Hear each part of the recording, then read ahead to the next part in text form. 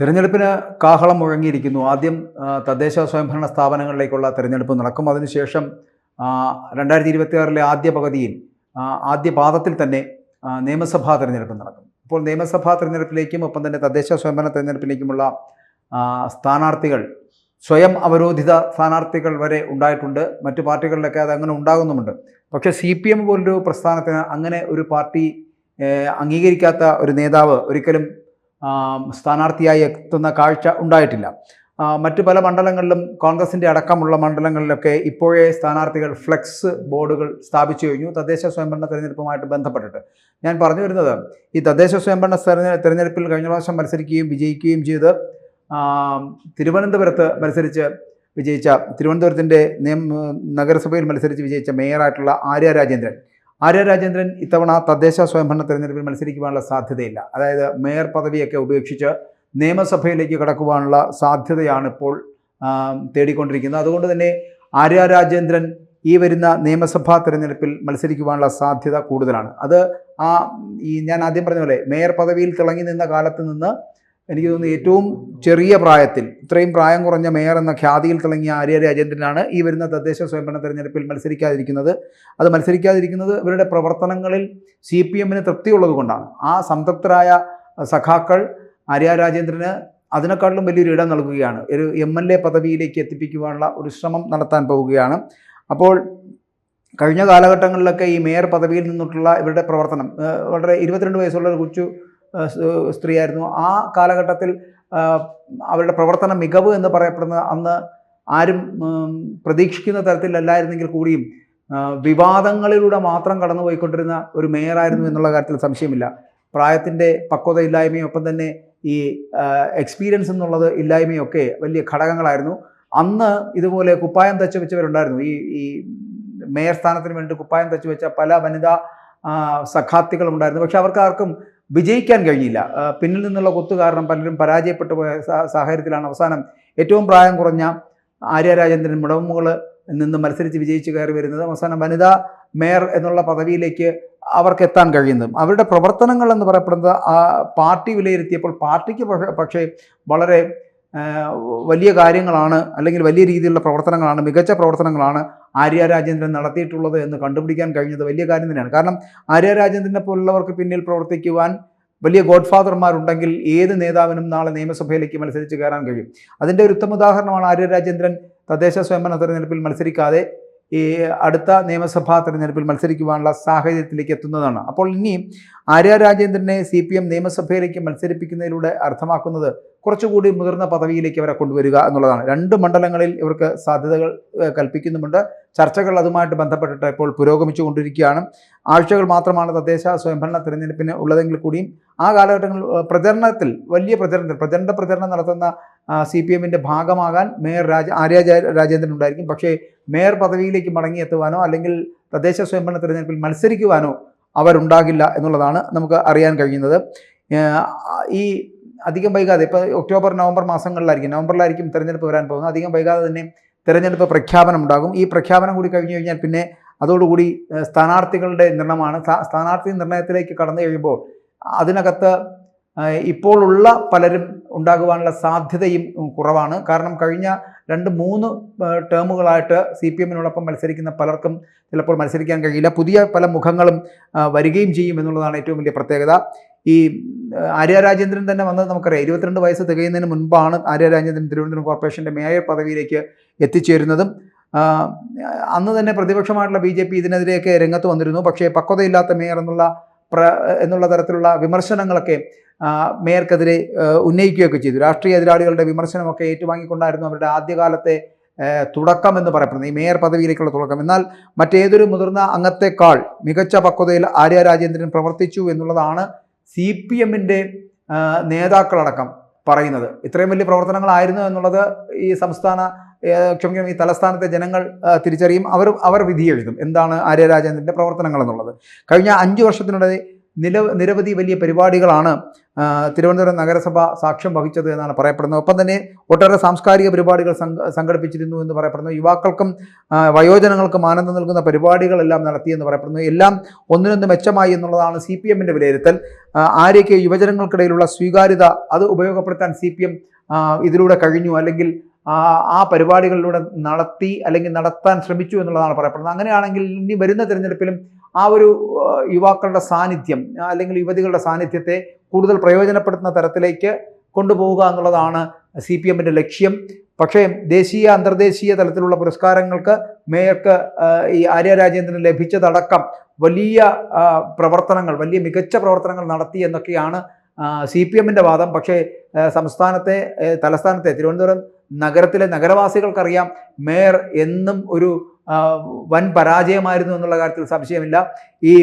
ഇത്തരത്തിലുള്ള അത് അപക്വതയാണ് എന്നുള്ള കാര്യത്തിൽ സംശയമില്ല. പക്വമതികളായിട്ടുള്ള പലരും വഹിച്ചിരുന്ന വലിയ പദവി 22 വയസ്സ് പോലും തികയാത്ത ഒരു കുട്ടി വഹിക്കുമ്പോൾ ഉണ്ടാകാവുന്ന എല്ലാ തരത്തിലുള്ള ബാലാരിഷ്ടതകളും അതിനകത്തുണ്ടായിരുന്നു എന്നുള്ള കാര്യത്തിൽ സംശയമില്ല. പക്ഷേ നേതാക്കളായിട്ടുള്ള സഖാക്കന്മാർ എപ്പോഴും ഈ ആര്യ രാജേന്ദ്രന് വലിയ പിന്തുണ നൽകുന്നു എന്നുള്ളത് കൊണ്ട് നിയമസഭയിലേക്ക് പോകാൻ കഴിയുന്നു എന്നുള്ള പ്രത്യേകത കൂടി അതിനകത്തുണ്ട്. കാരണം 26 വയസ്സ് കഴിയുമ്പോഴത്തേനും നിയമസഭയിലേക്ക് മത്സരിക്കാൻ കഴിയുക എന്ന് പറയുന്ന വലിയ കാര്യമാണ്. അത്തരത്തിൽ പിന്തുണയ്ക്കാൻ കഴിയുന്ന ഗോഡ്ഫാദർമാർ സഖാക്കന്മാർക്കിടയിൽ ഉണ്ട് എന്നുള്ളത് വലിയ കാര്യമാണ്.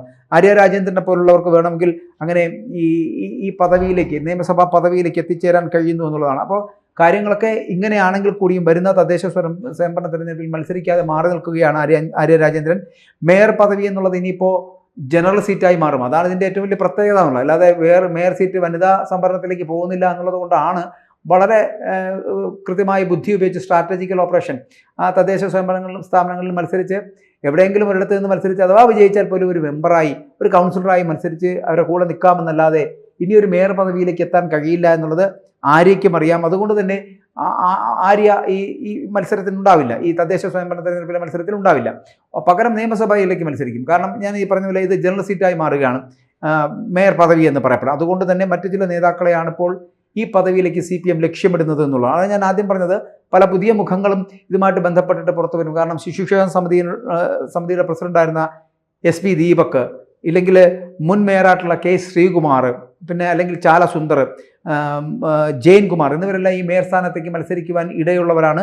ഇവർക്ക് വേണമെങ്കിൽ അത്തരത്തിലുള്ള സാധ്യതകളും സഖാക്കൾ കൽപ്പിക്കുന്നുണ്ട്. CPM ജില്ലാ നേതൃത്വം അതിനോട് യോജിക്കുകയും ചെയ്യുന്നുണ്ട്. അപ്പോൾ BJPക്ക് ശക്തമായ സ്വാധീനമുള്ള കോർപ്പറേഷനാണ് തിരുവനന്തപുരം കോർപ്പറേഷൻ എന്ന് പറയപ്പെടുന്നത്. ഇത്തവണയും ഇവിടെ ഒരു തീപാറുന്ന പോരാട്ടം കാഴ്ചവെക്കാൻ BJPക്ക് കഴിയുമെന്നുള്ള കാര്യത്തിൽ സംശയമില്ല.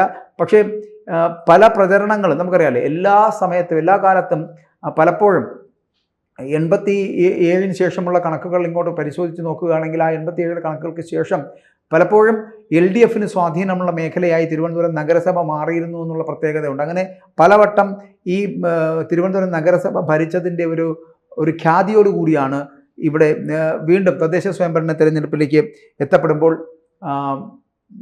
CPM മുന്നോട്ട് വെക്കുന്ന വാദങ്ങൾ എന്ന് പറയപ്പെടുന്നത്. പുതിയ ഒരു നേതാവിനെ കൊണ്ടുവരുന്നു, അല്ലെങ്കിൽ SP ദീപകിനെ പോലെയോ അല്ലെങ്കിൽ ശ്രീകുമാറിനെ പോലെയുള്ളവരെ കൊണ്ടുവന്നിട്ട് മേയർ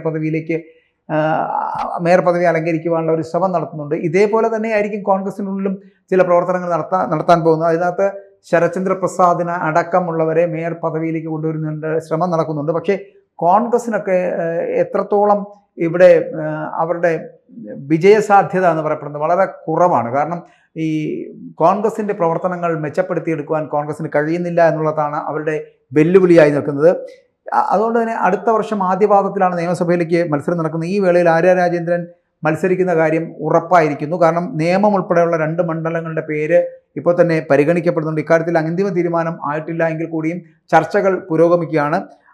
ഇത് CPM വൃത്തങ്ങളിൽ വളരെ കൃത്യമായി ഉറപ്പുള്ള മണ്ഡലങ്ങൾ കൂടിയായിരിക്കും ആര്യ രാജേന്ദ്രനെ മത്സരിക്കുക എന്നുള്ളത്. ഒന്നുകിൽ നിയമം എന്ന് പറയപ്പെടുന്ന നിയമസഭയിലെ മണ്ഡലത്തിൽ മത്സരിക്കും. അവിടെ V ശിവൻകുട്ടിയാണ് മത്സരിച്ചു കൊണ്ടിരിക്കുന്നത്. അദ്ദേഹത്തിൻ്റെ ആരോഗ്യസ്ഥിതിയൊക്കെ വളരെ മോശമായതുകൊണ്ട് തന്നെ മിക്കവാറും ഈ വരുന്ന നിയമസഭാ തെരഞ്ഞെടുപ്പിൽ അദ്ദേഹം നിയമത്തിൽ നിന്ന് മത്സരിക്കുവാനുള്ള സാധ്യതയില്ല. അതുകൊണ്ട് തന്നെ നിയമം ആര്യ രാജേന്ദ്രന് കൊടുത്ത് ആര്യ രാജേന്ദ്രനെ അവിടെ നിന്ന് മത്സരിപ്പിച്ച് വിജയിപ്പിക്കുക എന്നൊരു ലക്ഷ്യം കൂടി അതിനകത്തുണ്ട്. ഇല്ലെങ്കിൽ ഇനി CPMൻ്റെ മറ്റൊരു മണ്ഡലമായിട്ടുള്ള കഴക്കൂട്ടത്ത് മത്സരിപ്പിക്കുവാനുള്ള സാധ്യത, ആ സാധ്യത കൂടി കണക്കിലാക്കേണ്ടതുണ്ട്. അങ്ങനെയാണെങ്കിൽ ആര്യ രാജേന്ദ്രന് ഒന്നുകിൽ കഴക്കൂട്ടം അല്ലെങ്കിൽ നേമം എന്ന് പറയപ്പെടുന്ന ഒരു മണ്ഡലത്തിലേക്ക് മത്സരിക്കുവാനുള്ള സാധ്യതയുണ്ട്. ഇവിടെയാണ് ഞാൻ നേരത്തെ പറഞ്ഞ പോലെ കോൺഗ്രസിൻ്റെയും മേയർ പദവികളിലേക്ക് എത്തപ്പെടുന്നവരിൽ ശരത്ചന്ദ്ര പ്രസാദ് അടക്കമുള്ളവരുണ്ട്. പക്ഷേ അവരെയൊക്കെ എത്രത്തോളം പരിഗണിക്കുമെന്നും അവരെത്രത്തോളം വിജയിക്കുമെന്നും അറിയില്ല. ആ ഒരു സാഹചര്യത്തിൽ വീണ്ടും ഇവിടുത്തെ സാധ്യത എന്ന് പറയുന്നത് CPM-നാണ് എന്ന് കരുതപ്പെടുന്നുണ്ട് സഖാക്കന്മാർ. പക്ഷേ വളരെ വലിയ പ്രചരണം നടത്തി വലിയ പ്രതീക്ഷയിലാണ് BJP എന്ന് പറയപ്പെടുന്നത്. BJP-യെ തള്ളിക്കളഞ്ഞുകൊണ്ട് ഇവിടെ മുന്നോട്ട് പോകാൻ കഴിയില്ല. കാരണം ഏകദേശം 35 സീറ്റുകൾ, ആകെ 100 സീറ്റുകളിൽ 35 സീറ്റോളം നേടിയിട്ടുള്ള കഴിഞ്ഞ വർഷം 2020 തിരഞ്ഞെടുപ്പിൽ നേടിയിട്ടുള്ള പാർട്ടിയാണ് BJP. അതുകൊണ്ട് തന്നെ അവർക്ക് ഈ വരുന്ന തിരഞ്ഞെടുപ്പിലും അതിനേക്കാൾ ഏറെ വോട്ടുകൾ, എത്രത്തോളം വോട്ടുകൾ സമാഹരിക്കാൻ കഴിയും, ഒപ്പം തന്നെ അതിനോളം എത്രത്തോളം സീറ്റുകൾ നേടിയെടുക്കാൻ കഴിയും, മാത്രമല്ല നഗരസഭ പിടിച്ചെടുക്കുക എന്നുള്ളതാണ് അവരുടെ ആത്യന്തികമായ ലക്ഷ്യമെന്ന് പറയപ്പെടുന്നത്.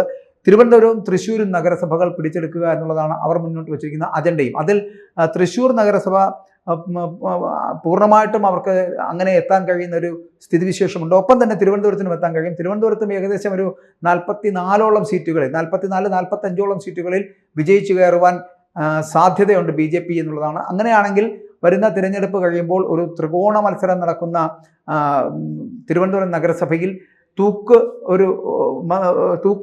ഒരു മന്ത്രിസഭ പോലെ ആയിരിക്കും ഇവിടെ വരാൻ പോകുന്നത്. അങ്ങനെയാണെങ്കിൽ BJP-യുടെ ഏതെങ്കിലും ഒരു നേതാവായിരിക്കും, ഈ പറയുന്ന ജനറൽ കാറ്റഗറിയിൽപ്പെട്ട ഒരു നേതാവായിരിക്കും അങ്ങനെയാണെങ്കിൽ മേയർ പദവിയിലേക്ക് എത്തുക എന്നുള്ള കാര്യത്തിലും സംശയമില്ല. അങ്ങനെ ഒരു വലിയ മത്സരം, ഒരു തീപാറുന്ന പോരാട്ടത്തിന് വേദിയാവുകയാണ് തിരുവനന്തപുരം എന്നുള്ളത്. തിരുവനന്തപുരം നഗരസഭയിലേക്ക് എത്തപ്പെടുന്ന തദ്ദേശ സ്വയംഭരണ തിരഞ്ഞെടുപ്പുകളിൽ ഏറ്റവും കൂടുതൽ വോട്ട് നേടാൻ സാധ്യതയുള്ള ഒരു പാർട്ടി എന്ന് പറയപ്പെടുന്നത് ഈ ഒരു നിമിഷത്തിലെ പാർട്ടി എന്ന് പറയുന്നത്. കാരണം യുവാക്കളിലൊക്കെ വലിയ സ്വാധീനം ചെലുത്താൻ കഴിഞ്ഞിട്ടുള്ള ഒരു പ്രസ്ഥാനമായിട്ട് കുറച്ചുകൂടി RSSും BJP-യും ഒക്കെ വളർന്നു കഴിഞ്ഞിരിക്കുന്നു, അല്ലെങ്കിൽ ആ സ്വാധീനം കൂടുതലായിട്ടുണ്ട് എന്നുള്ളത് കൊണ്ട് തന്നെ വരുന്ന തിരഞ്ഞെടുപ്പിലെ സാധ്യത എന്ന് പറയപ്പെടുന്നത് CPM-നേക്കാൾ അത് BJP-ക്കായിരിക്കും.